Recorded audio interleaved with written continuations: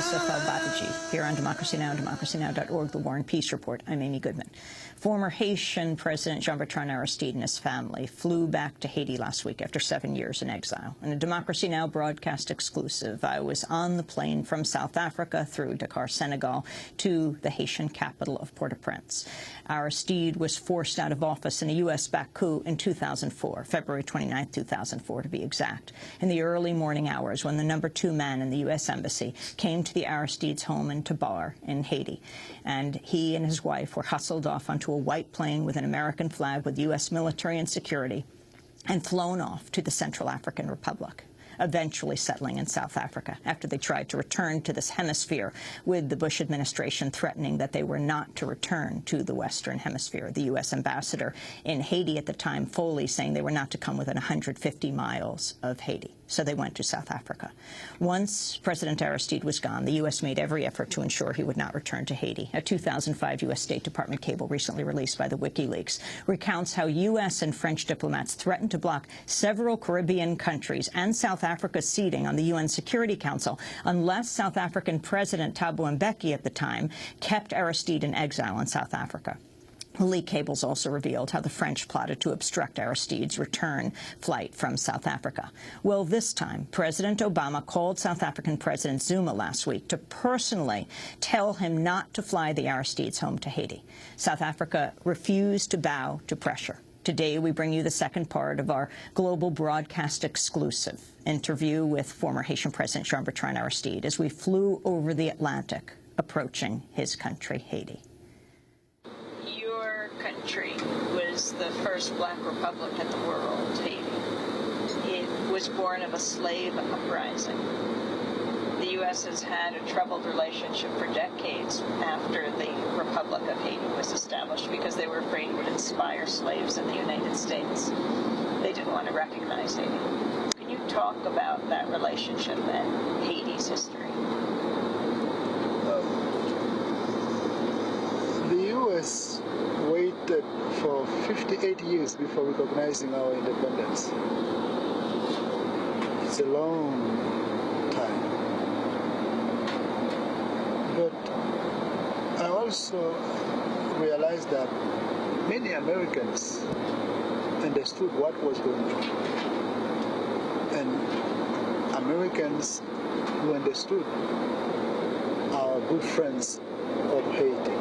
They may not have power to change what is bad to make it good, but at least they disagree with what is bad.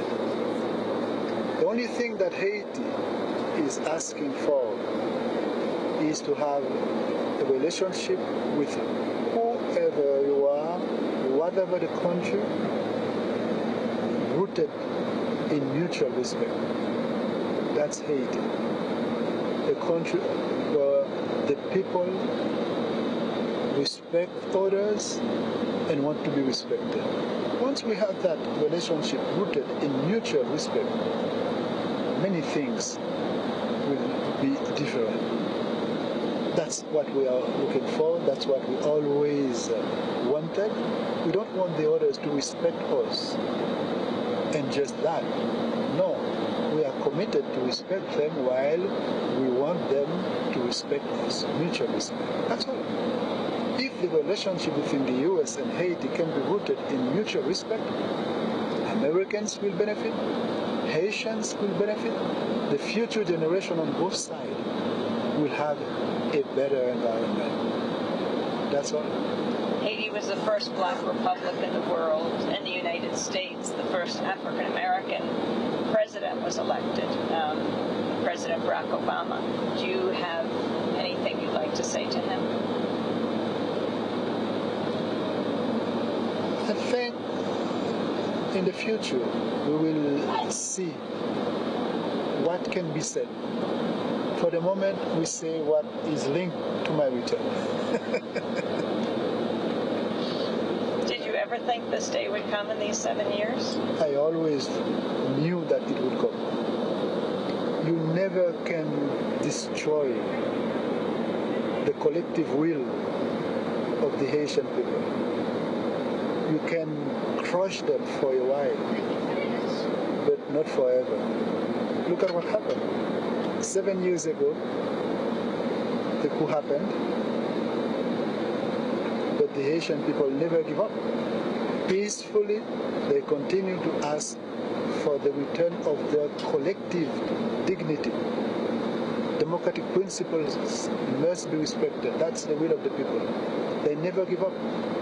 Without weapons, without economic power, with the goodwill, good faith convictions, democratic principles, they continue to work for that day. This is hope. This is collective hope. This is collective dignity. What's remarkable is really the whole movement that rose like a wave that swept you into the office of the president, La Valasse. More than 90% of the people voting was very much in response to the Duvalier years, from Papa Doc to Baby Doc Duvalier, the repression, the brutality, the corruption. And so to have him return, and now to have you return, is a very, to say the least, unusual circumstance. I understand that when you believe in what you are doing, when what you are doing is rooted in conviction, and when these convictions are rooted in equality, values, human values, such as freedom for all, you are strong, and even stronger than people would think. That's the Haitian people. Let's just remember that Haitians have a country which cannot produce food enough for 10 million people, actually. Agriculture represents 27% of our GDP. Even before I was born in 1953, at that time, 1950, they said 8% of the Haitian people were living in the cities. Now we have 35% or more living in the cities. So instead of having agriculture in the countryside, where people producing could feed themselves and protect their dignity, we have the opposite. People living in cities where they don't find works with dignity, and misery is becoming more and more worse. My point is, this economic disaster didn't destroy the human values of the Haitian people, neither their dreams, not foolish dream, the dream of freedom for all, justice for all, food for all, education for all, health for all. Those are like a motor driving the Haitian people moving forward despite of catastrophes. Political catastrophes we had. But fortunately, the people know what is good for them. Earlier I said we only need to include them and not exclude them. Once the people are included in the collective process, their voice will be heard, and dramatic good changes will happen. So you return now to Haiti, not as president, but as a resident of Haiti. Simple citizen. Happy to be simple citizen. Yeah. Yet for decades, for more than 20 years, you have been a leading political figure, a leader in the country. So what do you say to the people in Haiti who are looking to your leadership in that way? Before being a president, years ago, I was serving the people as a priest. Becoming a president, I always said, I have to continue serving. There is no dichotomy between serving the people as a priest or serving the people as a president. Now, as a simple citizen, I will continue to serve, putting myself at their service. That's what I always wanted, and it's happening. So I enjoy it. Your mother and your father, who were they? My dad passed away when I was only 3 months old, and my mom is actually 89, ready to go back to Haiti because she's living in Florida with her daughter, who is my sister. So I guess she's excited because she will be able to see me before she dies. That's what she often said. I want to see you before I die. Now she will see me, but she should not die now. And your safety in Haiti and the safety of your family, what do you need to feel safe there?